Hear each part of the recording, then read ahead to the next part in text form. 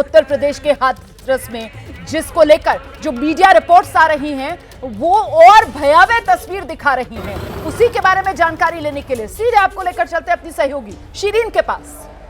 बिल्कुल रोमाना, जो media reports हैं वो तो आंकड़ा और भी ज्यादा बता रही हैं और मैं आपको यहां पर दिखाती हूं ये दैनिक भास्कर की रिपोर्ट, जिसमें सत्संग में जो भगदड़ हुई है, जो हादसा हुआ है, उसमें 122 की मौत का आंकड़ा अभी दिखा रहा है। अभी देखिए लगातार ये आंकड़ा बढ़ रहा है, लेकिन भास्कर ने 122 की मौत का आंकड़ा बताया है। उनके रिपोर्टर ने यहां तक कहा कि जब वो अस्पताल के बाहर पहुंचे तो तमाम लाशें बिखरी पड़ी थी और रिपोर्टर ने उन लाशों को गिना भी। 150 की संख्या घायलों की भी बताई जा रही है और जैसा आपने भी कहा कि तस्वीरें इतनी भयावह हैं कि हम नहीं दिखा सकते और इसीलिए इन्हें धुंधला करके दिखाया जा रहा है। और ये अस्पताल के बाहर जो शव पड़े हुए हैं, जो लाशें बिखरी पड़ी हैं, उसकी तस्वीरें हैं।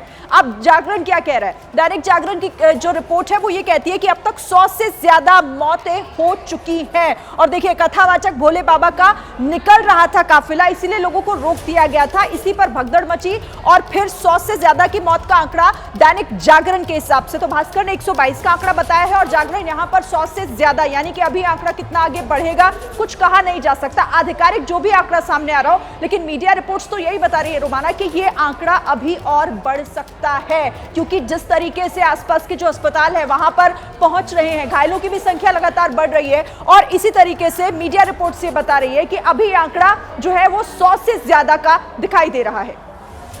बिल्कुल, और जरा जल्दी से सुना देते हैं जो चश्मदीद हैं वो किस तरीके से बयां कर रहे हैं इस वारदात को, जरा सुन लीजिए। गिरते हुए चले गए, एक दूसरे के ऊपर गिरते चले हुए, नीचे जो लोग दब गए वो निकल नहीं पाए। कम से कम 100 आदमी थे, कम से कम नीचे दबे हुए हैं वो। हाँ, कुछ एक्सपायर भी कुछ ज्यादातर हो चुके हैं वहाँ पे। 20-25 तो ऑन स्पॉट ही कर चुके हैं, ऑन स्पॉट खत्म हुए। क्या हो रहा था यहाँ, किस जगह हो रहा था? यहाँ भोले बाबा साकर वेश्वरी का सत्संग हो रहा था। यहाँ लाखों की संख्या में एकत्र थे लोग। किस जगह थी ये फुलरी मंगलगढ़ी सिकंदराव हाथरस। अच्छा, कितने लोग आए होंगे? यहाँ लाखों की संख्या में थे लोग। तो व्यवस्था नहीं थी क्या? व्यवस्था थी, मगर इनके गुरु आए, गुरु जाने के बाद में यहाँ उनकी गाड़ी के पीछे भगदड़ मची, उसमें दब के मर गए। तो आप थे यहाँ सत्संग में? हाँ, ये सभी लोग थे यहाँ। बहुत कैसे, कितने लोग करीब इसमें इंसिडेंट हुए होंगे? एक्सीडेंट नहीं हुआ यहाँ पर, ऐसे गुरु की गाड़ी गई थी ना, तो वो जा रहे थे कि हमारे प्रभु गए, ये भागे, उसमें दब गए, एक ऊपर चढ़ गए वो। बाइक भी गई है, कम से 100-200 आदमी तो है पक्का। हाँ, घायल भी मर गए, एक्सपायरी हो गए। बच्चे, पुलिस भी थी, कम थे इनकी सिक्योरिटी। जितेंद्र केसर, नगर पंचायत पिलखना से हूँ। पिलखना से। आप समागम में मुगलगढ़ी कितने बजे आए थे? नहीं, मुगलगढ़ी मैं नहीं आया था, मेरी माता जी आई थी। माता जी कितने बजे आई थी? माता जी सुबह से आई थी 10 बजे करीब। तो इसमें जो घटनाक्रम में क्या घटना घटी थी? इसमें घटनाक्रम में यह है कि अंदर कोई घटना नहीं हुई है। घटना जो भी हुई है वो पुलिस प्रशासन की वजह से रोड पे घटना हुई है। पुलिस प्रशासन ने जो है मुस्तैदी से अपना काम नहीं किया है और उसकी वजह से पुलिस प्रशासन अभी इसी टाइम में, योगी जी अगर मेरी बात सुने हो, तुरंत पूरे स्टाफ को सस्पेंड किया जाए, नहीं हम लोग रोड पर उतर के सस्पेंड करेंगे। अभी मैंने डीएम साहब से एक सवाल किया था, कि आप सर मुझे ये बता दीजिए कि ये जो लोग मरे इनका क्या होना है। तो जो भी उनके साथ जो पुलिस वाले हैं उन्होंने मुझ में धक्का मारा है, चल है, और डीएम साहब ने बोला कि घर ले जाओ बॉडी को।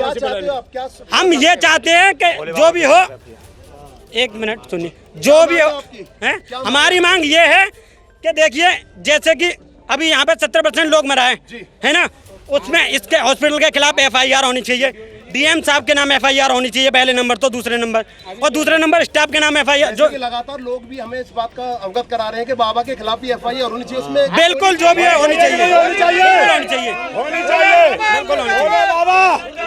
भोले बाबा के खिलाफ होनी चाहिए।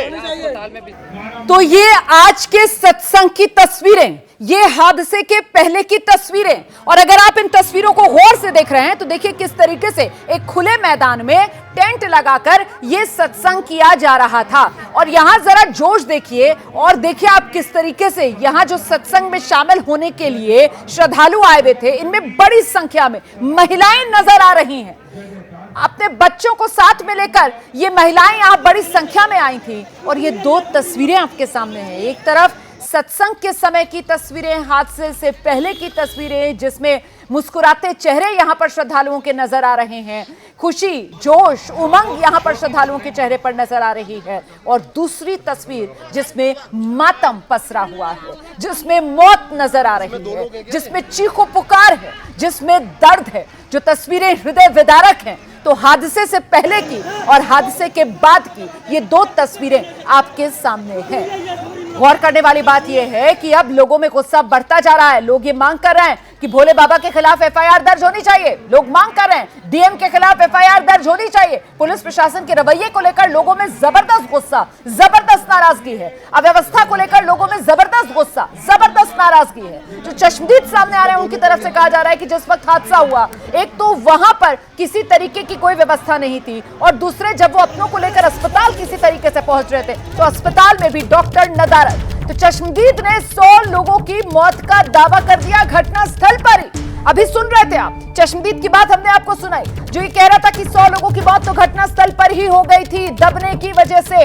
हाथरस हादसे पर चश्मदीद ने 100 लोगों की मौत का दावा किया है। चश्मदीद ये मांग कर रहे हैं बाबा के खिलाफ एफआईआर दर्ज की जानी चाहिए। भोले बाबा के खिलाफ एफआईआर दर्ज हो, ये लोगों का गुस्सा है जो चश्मदीद के इस बयान से सामने आ रहा है। और पुलिस प्रशासन को लेकर भी लोगों में जबरदस्त नाराजगी है। डीएम के खिलाफ एफआईआर दर्ज हो, ये लोग मांग कर रहे हैं। हालांकि आपको बता दूं, जो पुलिस प्रशासन है उसकी तरफ से कहा जा रहा है कि हमारी जो जिम्मेदारी है वो सिर्फ बाहर की तरफ व्यवस्था देखने की थी, जो भीतर की तरफ व्यवस्था है उसकी जिम्मेदारी खुद आयोजकों ने अपने पास रखी हुई थी। और ये जो सत्संग वाली तस्वीरें नजर आ रही हैं, इन सत्संग वाली तस्वीरों में भी वो आयोजकों के जो अपने लोग यहां पर व्यवस्था देख रहे थे उनकी तस्वीर भी आप देख सकते हैं। वो एक कतार में खड़े हुए नजर आ रहे हैं, एक वर्दी पहने हुए नजर आ रहे हैं। इनका मैं जिक्र कर रही हूं। ये वो लोग रहे होंगे यहां पर जो आयोजकों की तरफ से तैनात किए गए होंगे यहां भीतर इस सभा स्थल पर व्यवस्था बनाए रखने के लिए। मैं सीधे आपको अब लेकर चलती हूं अपने सहयोगी संजय त्रिपाठी के पास। लखनऊ से इस वक्त हमारे साथ मौजूद हैं और हाथरस से जो भी अपडेट आ रहा है वो सबसे पहले आप तक पहुंचाने का काम कर रहे हैं। संजय, अब तस्वीर बदल रही है क्योंकि ये सभा जो है, सत्संग जो है, वो खुले हुए मैदान में चल रहा था और ऐसे में अब तो सवाल बड़ा हो जाता है कि फिर ये हादसा कैसे हो गया। जल्दी निकलने की जल्दबाजी और ये समतल ग्राउंड क्योंकि नहीं था, ऊबड़ खाबड़ जगह थी, ऐसे में 2-4 लोगों का पैर फिसला और फिर देखते ही देखते भगदड़ की स्थिति बनती चली गई। संजय, रोमाना देखिए क्रमबद्ध तरीके से चीजें हुई हैं। मैं जरा सा आपको रोक रही हूँ संजय, मैं जरा सा आपको रोक रही हूँ। जैसे ही घड़ी का काटा दोपहर 2:30 पे आए, बबीता जी का दिल सास बहू साजिश के लिए मचल जाए। और ये है इनकी बहू, पूरे दिन ऑफिस की टेंशन हो जाए गॉन जब ये करें अपना फेवरेट शो फ्री टाइम पे ऑन। इनकी तरह आप भी देखिए अपना फेवरेट शो अपने टाइम पर और डाउनलोड कीजिए एबीपी लाइव ऐप अपने स्मार्ट टीवी पर।